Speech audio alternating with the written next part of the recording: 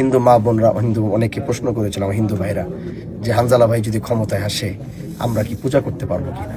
ভাই শোনেন, ইসলাম আমাকে এটা মানা করে নেই, বাধা দেয় নেই। আপনি আপনার ধর্ম যা আছে এটা আপনি পালন করবেন।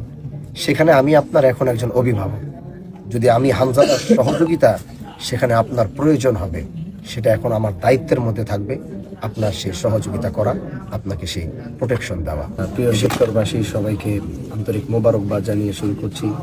লম্বা কোনো কথা নয়, অনেক মেহনত অনেক কষ্ট করার পর আজ এরকম একটি জায়গায় দাঁড়িয়েছি যেখানে আনার পিছনে এই শিবচরের মানুষের মেহনত অনেক কষ্ট, প্রবাসী সহ সবার খুব মেহনত কষ্ট ছিল। তাদের মধ্যে থেকে বিশেষ করে আমাদের শিবচরের যে মা বোনরা রয়েছেন, যারা আমাকে একটা নজর দেখার জন্যে অনেক আকুতি বিনতি করেছেন। কেউ নিজের ছেলেকে পাঠিয়েছেন, কেউ নিজের হাজবেন্ডকে পাঠিয়েছেন, কেউ নিজের ভাইকে পাঠিয়েছেন এটা বলার জন্যে যে হুজুরকে একটা বার শুধু বলেন যে হুজুর যেন আমাদের এলাকায় এসে একটু এখান থেকে যায়, আমরা দূর থেকে তাকে এক নজর দেখব।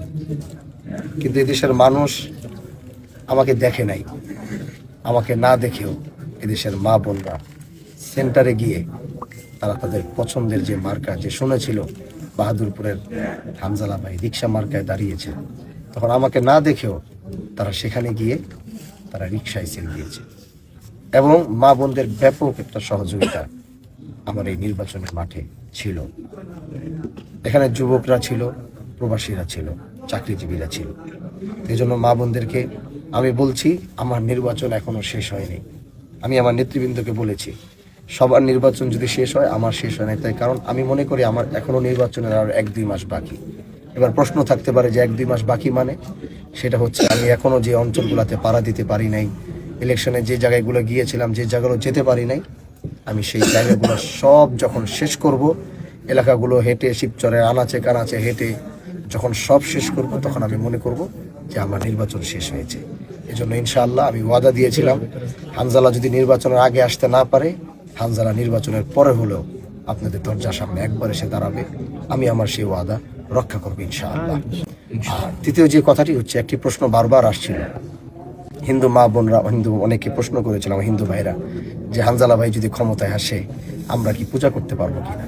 ভাই শোনেন, ইসলাম আমাকে এটা মানা করে নেই, বাধা দেয় নেই। আপনি আপনার ধর্ম যা আছে এটা আপনি পালন করবেন।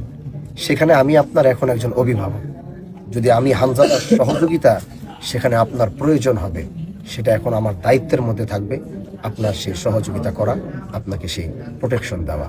এজন্য হিন্দু মুসলমান যারাই আমার এই শিবচরে আছে সবার এখন দায়িত্বের ভার হানজালার কাঁধে। এজন্য আপনারা আপনাদের ধর্মীয় যে রীতিনীতি আছে আপনারা আপনাদের মতো স্বাধীনভাবে সেগুলো আপনারা পালন করবেন। আরেকটি বিষয় বলে আমি আমার কথাটি শেষ করব, সেটা হচ্ছে ইদানিং আমি দেখছি যে আজকে দেখতেছি যে আমাদের পুরনো কিছু ভিডিও, যেটা আমি 5 আগস্টের পর যখন এই দেশে পাড়া দিয়েছিলাম, তখন এই দেশের মানুষের অবস্থা দেখে, মাদকের কারবার দেখে আমি ব্যাপকভাবে মাদকের বিরুদ্ধে সংগ্রাম শুরু করেছিলাম। এবং সেই সংগ্রাম এমন ছিল, যেখানেই মাদক ব্যবসায়ীদেরকে পেয়েছি, মাদক পেয়েছি, তাদেরকে ধরে এনেছি। হয়তো বাসায় আনার পরে কাউকে হয়তো কিছু শাসন আমার করা লেগেছিল ওই সময়, কারণ প্রশাসন তখন পুরোপুরি ভেঙে পড়েছিল। তখন এই দেশে কোনো প্রশাসন ছিল না। আমরা জানি 5 আগস্টের পরে কোনো প্রশাসন ছিল না, থানাগুলো বন্ধ ছিল। সেই প্রশাসন না থাকার কারণে ওই সময় সেই দায়িত্বটা আমরা নিতে বাধ্য হয়েছিলাম, কারণ তখন বাংলাদেশ প্রশাসনহীন ছিল। এজন্য সেই দায়িত্বের জায়গা থেকে দেখা গেছে কাউকে হয়তো মাদক নিয়ে ধরার কারণে প্রশাসন যে কাজটা করতো, কিন্তু প্রশাসন ছিল না বলে আমরা তাদেরকে সামান্য শাসন করেছি। কেউ হয়তো সেটা একটু ভিডিও করেছিল, এটাকে আমি এত বড় কিছু মনে করি না, কিন্তু সেই হয়তো কেউ ভিডিও করেছিল। ওই ভিডিওগুলো আজকে হয়তো অনেকে আবেগে ছেড়ে দিচ্ছেন। আমি মনে করি এই ভিডিওগুলো আবেগে ছাড়ার জিনিস না।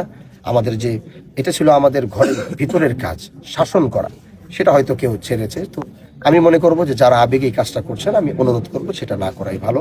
আমাদের এখন, আগে সেই প্রশাসনের দায়িত্ব আমার কাছে ছিল না, কিন্তু আপনাদের ভালোবাসায়, দোয়ায় আপনারা আমাকে এখন সেই দায়িত্বটা দিয়েছেন। এখন ইনশাআল্লাহ এই মাদকের বিরুদ্ধে, অন্যায়ের বিরুদ্ধে যে কাজগুলো করা দরকার, প্রশাসনকে সাথে নিয়ে, না হলে আমি প্রশাসনের সাথে থেকে আমি নিজে সর্বোচ্চ সেটা চেষ্টা করব।